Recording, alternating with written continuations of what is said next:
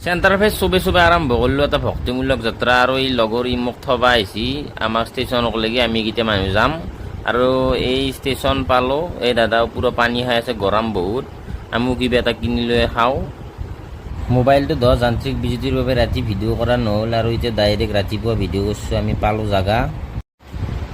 ৰুমটো আগৰ পৰাই বুক হৈ আছিল টেনশ্যন নাই ৰুমটো সোমালোঁ ৰুমটো মোবাইলত দেখাৰ নিচিনা ঠিকেই আছিল মই অলপ ফ্লেক্স কৰি দিলোঁ ভাইব ল'বৰ কাৰণে লাইটো দিছি কিলা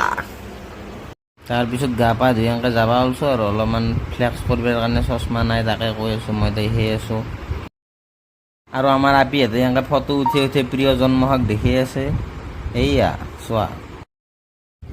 আৰু ফাইনেলি আহি পালোঁ টিলিঙা মন্দিৰ আৰু এই নলবাৰী বুলি লেখা আছিল সেইকাৰণে এই দাদাটোৰ পৰাই কিছুমান টিলিঙা চিলিঙা এইগিলা ল'লোঁ লৈ এই মন্দিৰৰ ভিতৰত প্ৰৱেশ কৰিব ধৰিছোঁ আমাৰ আপি মহাই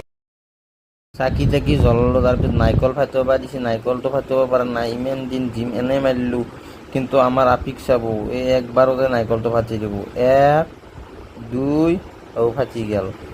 কি হ'ব এই জিমৰ মোৰ ইয়াতে ৰছী গাঁঠলি বোলে মনৰ আশা পূৰণ হয় সেইকাৰণে মই সূতাটোত ৰছী এডালো গাঁঠি দিলোঁ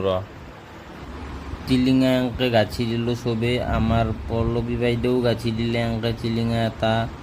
তাৰপিছত আমাৰ আপিক বোলে ফটো উঠাব লাগে এয়া তাই ফটোৰ কাৰণে পোজ দি আছে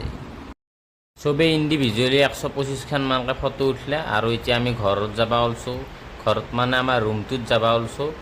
এনে কিন্তু ঘণ্টাটো ই লাগ নাপলা ৰুমত আহি বঢ়িয়াকৈ খানা চানা প্লেট চাফা কৰি খানা খাই দিলোঁ আৰু নিনিয়েদেউ কৈ আছে মই চবত চাই